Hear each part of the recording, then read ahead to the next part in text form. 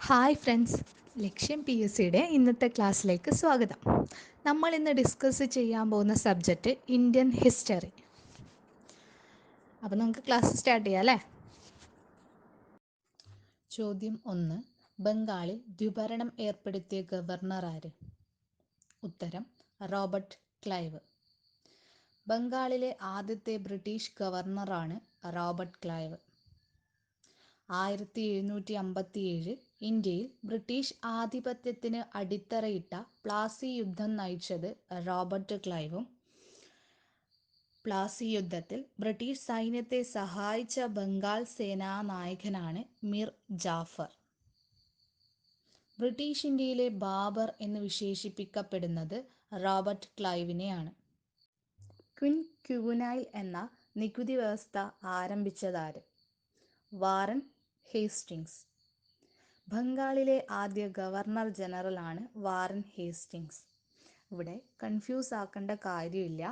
ആദ്യത്തതിൽ നമ്മൾ പറയുന്നത് ബംഗാളിലെ ആദ്യ ബ്രിട്ടീഷ് ഗവർണറാണ് റോബർട്ട് ക്ലൈവ്. ബംഗാളിലെ ആദ്യ ഗവർണർ ജനറലാണ് Warren Hastings. British parliament impeachment ചെയ്ത ഏക ഗവർണർ ജനറലാണ് വാറൻ ഹേസ്റ്റിങ്സ്. 1773 റെഗുലേറ്റിംഗ് ആക്ട് പാസ്സാക്കുമ്പോഴും ഇദ്ദേഹം തന്നെയാണ് ബംഗാളിൽ ഗവർണർ ജനറൽ. 73 റെഗുലേറ്റിംഗ് ആക്ട് പ്രകാരം 1774 കൊൽക്കത്തയിൽ സുപ്രീം കോടതി സ്ഥാപിച്ചതും ഇദ്ദേഹം തന്നെയാണ്. ഇന്ത്യൻ സിവിൽ സർവീസിന്റെ പിതാവ് എന്നറിയപ്പെടുന്ന ഗവർണർ ജനറൽ. ഉത്തരം കോൺവാലിസ് പ്രഭു. 1793 ശാശ്വത ഭൂനികുതി വ്യവസ്ഥ ആരംഭിക്കുന്നതും കോൺവാലിസ് പ്രഭുവിന്റെ കാലത്താണ്. ശാശ്വത ഭൂനികുതി വ്യവസ്ഥയെയാണ് ജമീന്ദാരി സമ്പ്രദായം എന്ന് അറിയപ്പെടുന്നത്.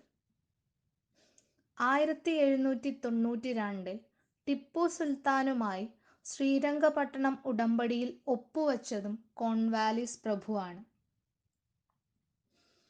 ശ്രീരംഗപട്ടണം ഉടമ്പടി പ്രകാരമാണ് മലബാർ ബ്രിട്ടീഷുകാരുടെ കീഴിലാകുന്നത്. ബ്രിട്ടീഷ് ഇന്ത്യയിൽ സൈനിക സഹായ വ്യവസ്ഥ നടപ്പിലാക്കിയതാര്? ഉത്തരം റിച്ചാർഡ് വെല്ലസ്ലി. ബ്രിട്ടീഷ് ഇന്ത്യയുടെ അക്ബർ എന്നറിയപ്പെടുന്നത് റിച്ചാർഡ് വെല്ലസ്ലി. ബംഗാൾ കടുവ എന്ന് സ്വയം വിശേഷിപ്പിച്ചതും റിച്ചാർഡ് വെല്ലസ്ലിയാണ്. 1799 ടിപ്പു സുൽത്താനെ പരാജയപ്പെടുത്തുമ്പോൾ ഗവർണർ ജനറൽ റിച്ചാർഡ് വെല്ലസ്ലിയും ടിപ്പു സുൽത്താനെ വധിച്ചത് ആർതർ വെല്ലസ്ലിയുമാണ്. ഫ്രഞ്ച് വിപ്ലവത്തിന് പരസ്യമായി പിന്തുണ പ്രഖ്യാപിച്ച ഇന്ത്യൻ ഭരണാധികാരി ആര്?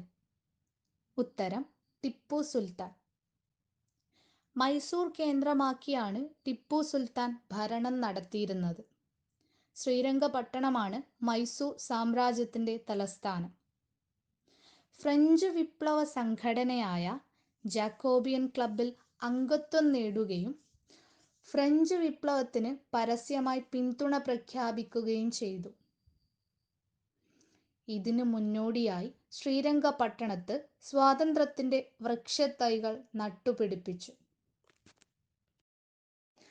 Next question. ഇന്ത്യ ഇന്ത്യക്കാർക്ക് വേണ്ടി ഭരിക്കപ്പെടണം എന്ന് അഭിപ്രായപ്പെട്ടതാര്?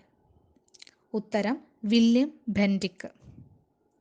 1829 ഇന്ത്യയിൽ സതി നിരോധിച്ച ഗവർണർ ജനറലാണ് വില്യം ബെന്റിക്. അദ്ദേഹത്തെ സതി നിരോധിക്കുവാൻ വേണ്ടി സഹായിച്ച വ്യക്തിയാണ് രാജാറാം മോഹൻ റോയ്. 1835 ഇന്ത്യയിലെ ആദ്യത്തെ മെഡിക്കൽ കോളേജ് സ്ഥാപിതമായത് വില്യം ബെന്റിക്കിന്റെ കാലത്താണ്. പേർഷ്യന് പകരം ഇംഗ്ലീഷ് ഇന്ത്യയുടെ ഔദ്യോഗിക ഭാഷയാക്കിയതും വില്യം ബെന്റിക് തന്നെയാണ്. ആരുടെ കാലത്താണ് ഇന്ത്യയിൽ പോസ്റ്റൽ വകുപ്പ് സ്ഥാപിതമായത്? ഉത്തരം ഡൽഹൌസി. 1854 ഇന്ത്യയിൽ തപാൽ വകുപ്പ് ആരംഭിച്ചു. ഏഷ്യയിലെ തന്നെ ആദ്യത്തെ സ്റ്റാമ്പായ സിന്ധ് ടാക്ക് പുറത്തിറങ്ങുന്നത് ഡൽഹൌസി പ്രഭുവിന്റെ കാലത്താണ്. ഇന്ത്യൻ റെയിൽവേ ആരംഭിക്കുന്നത് 1853. അതുകൊണ്ട് തന്നെ ഇന്ത്യൻ റെയിൽവേയുടെ പിതാവ് എന്നറിയപ്പെടുന്നത് ഡൽഹൌസിയെ. ആധുനിക ഇന്ത്യയുടെ ശില്പി ഡൽഹൌസി. ആധുനിക ഇന്ത്യയുടെ ശില്പി എന്നറിയപ്പെടുന്ന ഗവർണർ ജനറലാണ് ഡൽഹൌസി. ആധുനിക ഇന്ത്യയുടെ ശില്പി എന്നറിയപ്പെടുന്ന രാഷ്ട്രീയ നേതാവ് നെഹ്റു. 1848 ദത്തവകാശ നിരോധന നിയമം നടപ്പിലാക്കിയത് ഡൽഹൌസി. ദത്തവകാശ നിരോധന നിയമപ്രകാരം ആദ്യം ബ്രിട്ടീഷ് ഇന്ത്യയോട് കൂട്ടിച്ചേർത്ത നാട്ടുരാജ്യമാണ് സത്താറ. അവസാന നാട്ടുരാജ്യം ഔധ്. ഈ നിയമം നിർത്തലാക്കിയത് 1859 ഇന്ത്യയുടെ ഇംഗ്ലീഷ് വിദ്യാഭ്യാസത്തിൻ്റെ മാഗ്ന കാർട്ട എന്നറിയപ്പെടുന്നത് ഉത്തരം വുഡ്സ് ഡെസ്പാച്ച്. 1854 വുഡ്സ് ഡെസ്പാച്ച് നിലവിൽ വരുന്നത്. ഡൽഹൌസി പ്രഭുവിൻ്റെ കാലത്താണ് വുഡ്സ് ഡെസ്പാച്ച് നിലവിൽ വന്നത്. ചാൾസ് വുഡാണ് വുഡ്സ് ഡെസ്പാച്ച് എഴുതി തയ്യാറാക്കിയത്. പ്രാഥമിക വിദ്യാഭ്യാസത്തിന് പ്രാദേശിക ഭാഷയും ഉന്നത വിദ്യാഭ്യാസത്തിന് ഇംഗ്ലീഷ് ഭാഷയുമാണ് വേണ്ടതെന്ന് വുഡ്സ് ഡെസ്പാച്ചിലൂടെ നിർദ്ദേശിക്കപ്പെടുന്നു. ഇന്ത്യൻ ബജറ്റ് സമ്പ്രദായം നടപ്പിലാക്കിയത് ഏത് വൈസ്രോയിയുടെ കാലത്താണ്? ഉത്തരം ക്യാനിങ് പ്രഭു. 1857 ഒന്നാം സ്വാതന്ത്ര്യ സമരം നടക്കുമ്പോൾ ഇന്ത്യയുടെ ഗവർണർ ജനറൽ ക്യാനിങ് പ്രഭു. ബ്രിട്ടീഷ് ഇന്ത്യയുടെ അവസാനത്തെ ഗവർണർ ജനറലും ആദ്യത്തെ വൈസ്രോയിയുമാണ് ക്യാനിങ് പ്രഭു. 1857 ഇന്ത്യയിലെ ആദ്യത്തെ സർവകലാശാല കൊൽക്കത്തയിൽ സ്ഥാപിതമായി. 1857 തന്നെയാണ് മദ്രാസ് സർവകലാശാലയും ബോംബെ സർവകലാശാലയും സ്ഥാപിക്കപ്പെട്ടത്. ഇന്ത്യൻ ഹൈക്കോടതി നിയമം നിലവിൽ വരുന്നത് 1861 ഇന്ത്യൻ ജനതയുടെ മാഗ്ന കാർട്ട എന്നറിയപ്പെടുന്നത് എന്താണ്?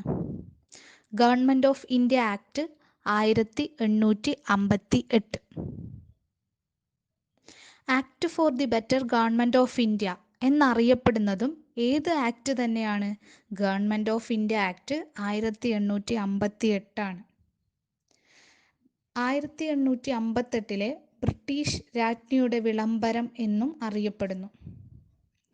ഈ ആക്ട് പ്രകാരം ഇന്ത്യയിൽ ഈസ്റ്റ് ഇന്ത്യ കമ്പനിയുടെ ഭരണം അവസാനിച്ചു. 1858 ഓഗസ്റ്റ് 2 ഈ നിയമം നിലവിൽ വരുന്നത്. ഓഗസ്റ്റ് 2 മുതൽ ഗവർണർ ജനറൽ ഓഫ് ഇന്ത്യ എന്ന പദവി മാറി വൈസ്രോയി എന്ന് അറിയപ്പെടാൻ തുടങ്ങി.